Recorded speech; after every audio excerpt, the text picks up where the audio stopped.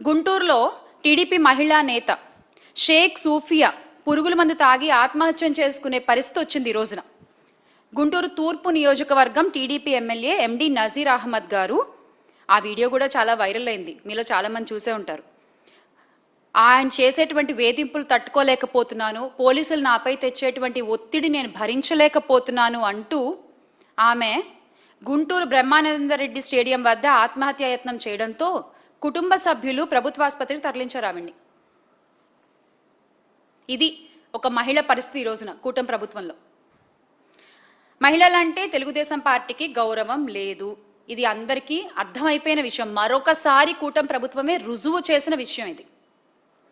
మహిళల వ్యక్తిత్వాలను కించపరుస్తూ బురద జల్లి చంద్రబాబు నాయుడు గారు ఆ రోజున ఎన్టీ రామారావు గారికి వెన్నుపోటు పొడిచి ఆయన రాజకీయ ప్రస్థానాన్ని మొదలుపెట్టినప్పటి నుండి అప్పుడు ఒక మహిళపై బురద జల్లి ఆమె వ్యక్తిత్వాన్ని హననం చేసి మొదలుపెట్టారు. ఈ రోజుకి అదే ఆనవాయితీని ఆ పార్టీ పెద్దలందరూ కూడా ఆచరిస్తూ వస్తున్నారు. ఇది నిజం అన్న సంగతి ఆ పెద్దలకు కూడా తెలుసు. అలాగే 2014 నుండి 19లో కూడా ఇసుక అక్రమ రవాణాలో ఎంఆర్ఓ వనజాక్షి గారి మీద అప్పటి టీడీపీ ఎమ్మెల్యే చింతమనేని ప్రభాకర్ గారు దాడి చేస్తే చర్యలు తీసుకోవాల్సిన చంద్రబాబు నాయుడు గారు ఏం చేశారు? పంచాయతీ చేసి చింతమనేని గారిని కాపాడి ఒక మహిళ ఆత్మగౌరవాన్ని దెబ్బతీశారు. ఇలాంటివి ఎన్నో జరుగుతూ వస్తూనే ఉన్నాయి. అలాగే ఇంకోటి, ఈరోజు ఇందాక మనం చూసాము, టీడీపీ మహిళా నేత నుంచి కాపాడండి అంటూ నర్సరావుపేట రూరల్ నుంచి ఆమె మాట్లాడిన మాట అంతా కూడా టీడీపీ నేతల ఆగడాలకు అంతు పొంతు లేకుండా పోతోంది, ఆ పార్టీ మహిళా నేతలు సైతం భూ ఆక్రమణలు చేసి రెచ్చిపోతున్నారంటే ఒక వృద్ధురాలి ఫిర్యాదు కూడా ఈరోజు తీసుకోలేని పరిస్థితి మన రాష్ట్రంలో ఉంది. అలాగే సౌమ్య గారు అయితే ఏకంగా నేను అసలు పోరాడలేకపోతున్నాను వీళ్ళతోటి, నా వల్ల కావట్లేదు, ఈ ఎమ్మెల్యేతో నేను పోరాడలేను అంటూ ఆమె ఇచ్చినటువంటి స్టేట్మెంట్ చూడొచ్చు మీరు. దీనికి ఏం సమాధానం చెప్తారు ప్రస్తుత కూటమి ప్రభుత్వం? దీనికి ఏం సమాధానం చెప్తారు ప్రస్తుత మహిళా హోంమంత్రి గారు? దీనికి ఏం సమాధానం చెప్తారో దయచేసి చెప్పాలి. ఇంకొకటి అంటే అప్పుడెప్పుడో బాలకృష్ణ గారు ఒక మాట అన్నారు, ఆడవాళ్ళు కనిపిస్తే ముద్దైనా పెట్టాలి, తల్లిని అన్నా చేయాలని. నేను ఇంకా చాలా పాలిష్డ్గా చెప్తున్నాను ఆ మాటని. తల్లిని అన్నా చేయాలి అంటూ ఆయన మాట్లాడిన మాటల్ని కూటమి నేతలు చాలా సీరియస్గా తీసుకున్నట్టున్నారు. ప్రతి ఒక్కళ్ళు ఈ రోజున అధికారంలోకి వచ్చిన దగ్గర నుంచి అదే పనిలో ఉన్నారు. ఎస్, అందుకు ప్రూఫ్ ఇగో ఇంకొకటి, టీడీపీ ఎమ్మెల్యేల లీలలు, ముద్దుల ముచ్చట, అర్ధరాత్రి వీడియో కాల్స్, మాట వినకపోతే బెదిరింపులు బదిలీలు, ఇలా ఉంది ఈ రోజున రాష్ట్రంలో పరిస్థితి. అదే గత ప్రభుత్వంలో తీసుకున్నట్లయితే వైఎస్ జగన్మోహన్ రెడ్డి గారు ముఖ్యమంత్రిగా ఉన్నప్పుడు ఏ ఆడపిల్ల స్కూల్కి వెళ్ళే పిల్లైనా, ఉద్యోగం చేసే మహిళైనా, ప్రభుత్వ ఉద్యోగంలో ఉన్న మహిళైనా, ఇంట్లో వంట చేసుకునే అమ్మైనా, అవ్వైనా సరే ఎవరైనా తన ఫోన్లో ఒక యాప్ ఉంటే, ఒక దిశ యాప్ ఉంటే, ఆ ఫోన్ ఇలా షేక్ చేసినా సరే ఆ కంప్లైంట్ లొకేషన్ అన్నీ వెళ్ళిపోయి ఇమ్మీడియట్గా పోలీసులు వచ్చి యాక్షన్స్ తీసుకునే పరిస్థితి మనం చూసాం. కానీ ఈ రోజున అలాంటి ఒక యాప్పై చంద్రబాబు నాయుడు గారి శాపం పడింది. మొత్తానికి యాప్ని నిర్వీర్యం చేస్తారు. మళ్ళీ సేమ్ టు సేమ్ కాపీ కొట్టి శక్తి యాప్ అంటూ తీసుకొచ్చారు. మరి ఈ రోజున ఆ శక్తి యాప్ పనిచేస్తోందా? పనిచేయట్లేదు. అందులో కంప్లైంట్స్ తీసుకోరు, ఫైల్ చేస్తే కంప్లైంట్ ఫైల్ అవ్వదు, బాధితులకి న్యాయం జరగదు. ఇంకెందుకు ఆ శక్తి యాప్? మీకు రాష్ట్రంలో తెల్లారులేస్తే ఇన్ని ఇష్యూస్ జరుగుతున్నప్పుడు మహిళల మీద ఎందుకండి మీకు ఆ శక్తి యాప్ ఉండి ఉపయోగం ఏంటి? జగన్మోహన్ రెడ్డి గారి ఆలోచనలని కాపీ కొడితే సరిపోదు, ఆచరించే దమ్ము ఉండాలి, సత్తా ఉండాలి. అది లేదు అని పవన్ కళ్యాణ్ గారు స్టేజ్ మీద ఓపెన్గా ఒప్పుకున్నారు ఒక మీటింగ్లో, మా ప్రభుత్వానికి అంత సత్తా లేదు అని. దాని రోజున ఎమ్మెల్యేలు, నాయకులు అందరూ నిజం చేస్తూ వస్తున్నారు. అలాగే డేట్స్తో సహా మాట్లాడుతున్నా నేను. ఈ గత సంవత్సర కాలంలో 22/7/2025 దళిత మహిళ విఓఏపై టీడీపీ నేత లైంగిక వేధింపులు ఎన్టీఆర్ జిల్లా ఇబ్రహీంపట్నం మండలంలో. చిలుకూరు గ్రామానికి చెందిన ఆ టీడీపీ గ్రామ కమిటీ అధ్యక్షుడు కాటేపల్లి సుబ్బారావు ఏడాదిగా లైంగిక వేధింపులు చేస్తే భరించలేక ఆ బాధితురాలు నిద్రమాత్రలు మింగితే ఆ తర్వాత ఏడాది తర్వాత ఆ ఇష్యూ బయటకు వచ్చింది. అలాగే 21/7/2025 కేజీబీవీలో సీట్ ఇప్పిస్తానంటూ ఒంటరి మహిళపై లైంగిక వేధింపులు. పాపం భర్త చనిపోయి 2 పిల్లలతో ఆ తల్లి కూలి పనులు చేసుకుంటూ ఆ పెద్ద పిల్లని చదివించుకోవడం కోసం ఆ కేజీబీవీలో సీటు కోసం అడిగితే ఆయన మాట్లాడిన మాటలేంటి? నువ్వు నా దగ్గరికి వస్తేనే నీ పిల్లకి సీట్ దొరుకుతుంది అంట. అంటే భర్త లేని మహిళలకి మీ నాయకులు ఇచ్చేటువంటి రక్షణ ఇది. ఎంత గొప్పగా ఉందో, ఎంత అందంగా ఉందో దయచేసి ఈ కూటమి ప్రభుత్వం గమనించాలి. వారిపై తగిన చర్యలు తీసుకుంటే బాగుంటుంది. ఆ బాధితురాలకు అండగా నిలబడితే బాగుంటుంది.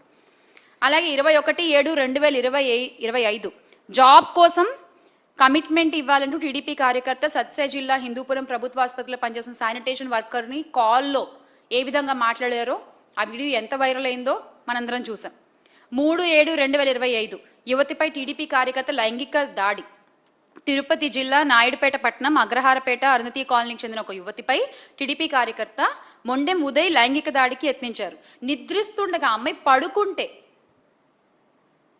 లైంగిక దాడి చేసి దాని వీడియోలు చిత్రించి వాటిని సోషల్ మీడియాలో రిలీజ్ చేస్తామంటూ ఆమెను బెదిరించి, అలాగే 1/8/2025 యువతిని మోసం చేసిన కేసులో మచిలీపట్నం టీడీపీ నేత పల్లపాటి సుబ్రహ్మణ్యం తనయుడు అభివన్ను ఎప్పుడు పోలీసులు అరెస్ట్ చేశారో తెలుసా అండి? మచిలీపట్నంలోని మన పేర్ని నాని అన్న వాళ్ళ అబ్బాయి పేర్ని కిట్టు గారు ఒక పెద్ద యాజిటేషన్ చేసి ప్రశ్నిస్తూ రోడ్లెక్కి ఇది అన్యాయం, ఒక మహిళకు మీరు చేసింది తప్పు అని చెప్పి ఆయన గొంతెత్తి అడిగితే అప్పుడు పోలీసులు నిద్రలేచి ఆయన అరెస్ట్ చేశారు. అంటే వైఎస్ఆర్ కాంగ్రెస్ పార్టీ నాయకులు గుర్తు చేస్తే తప్ప, పోరాటాలు చేస్తే తప్ప బాధితులకు ఈ రోజున న్యాయం జరిగే పరిస్థితి లేదు. అలాగే 15/6/2025 ప్రేమ పేరుతో టీడీపీ ఎమ్మెల్యే వాసు అనుచరుడి మోసం చూసాం మనం రాజమహేంద్రవరంలో. 5/6/2025 దళిత మైనర్ బాలికపై 6 నెలలుగా టీడీపీ కార్యకర్తలు అత్యాచారం చేసిన సంఘటన అయితే అసలు దారుణం. అది వయస్సుతో సంబంధం లేదు. 7 ఏళ్ల బాలికపై కూడా 3/6/2025 టీడీపీ కార్యకర్త అఘాయిత్యం చేస్తే పశ్చిమ గోదావరి జిల్లా ఆకువీడు నగర పంచాయతీకి చెందిన బాలిక తల్లిదండ్రులు మొరపెట్టుకుంటే వాళ్ళకి ఈ రోజుకి న్యాయం జరగలేదు. ఏంటి మీరు మహిళలకు ఇచ్చే భద్రత, ఏంటి మీరు మహిళలకు ఇచ్చే రక్షణ మీ కుటుంబ ప్రభుత్వంలో? అలాగే 6/4/2025 పల్నాడు జిల్లాలో అంగన్వాడీ కార్యకర్తకు టీడీపీ నేత లైంగిక వేధింపులు. మేము కమ్మోళ్ళం, నువ్వు మాల్దానివి, ప్రభుత్వం మాది, ఇవి వాళ్ళు మాట్లాడిన మాటలు. నువ్వు మమ్మల్ని ఏం చేయలేవు, నేను అడిగింది నువ్వు చేయాల్సిందే. పచ్చిగా మాట్లాడాలంటే ఇంకా మా కోరికలు నువ్వు తీర్చాల్సిందే. ఇది వాళ్ళు మాట్లాడి ఆమెను బెదిరించిన బెదిరింపులు. ఆమెను కాపాడాలి అన్న విషయం ఆమె ఇంకా సెల్ఫీ వీడియోలు తీసి సోషల్ మీడియాలో రిలీజ్ చేసుకుంటే కానీ చర్యలు తీసుకునేటువంటి పరిస్థితి ఉంది ఆ రోజున.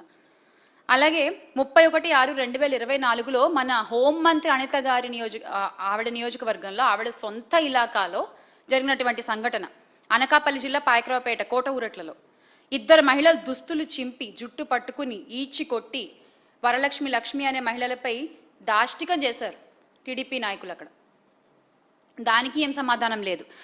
17/10/2024 టీడీపీ నేతల రాసలీలలు ఆ టీడీపీ రాష్ట్ర కార్యదర్శి చంద్రబాబు గారి కుప్పం పార్టీ పరిశీలకులు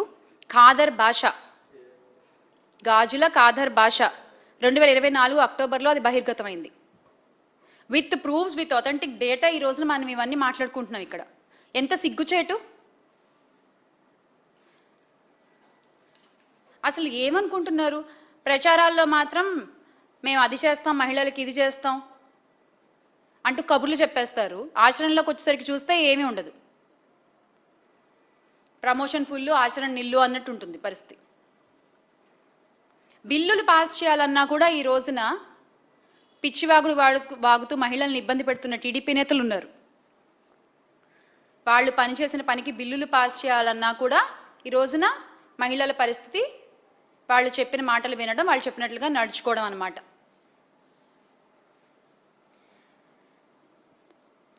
విద్యార్థినులపై టీడీపీ కుటుంబాలకు చెందిన యువకుల గ్యాంగ్ రేప్ చేసి 19/10/2024లో ఆ తల్లిదండ్రులు ఎంత మొరపెట్టుకున్నారో, ఆ తల్లిదండ్రులు ఎంత క్షోభ అనుభవించారు, ఆ విద్యార్థినులు ఎంత ఇబ్బంది పడ్డారు, ఒక్కళ్ళన్నా మాట్లాడారా? ఒక్కళ్ళన్నా దీన్ని కవర్ చేశారా?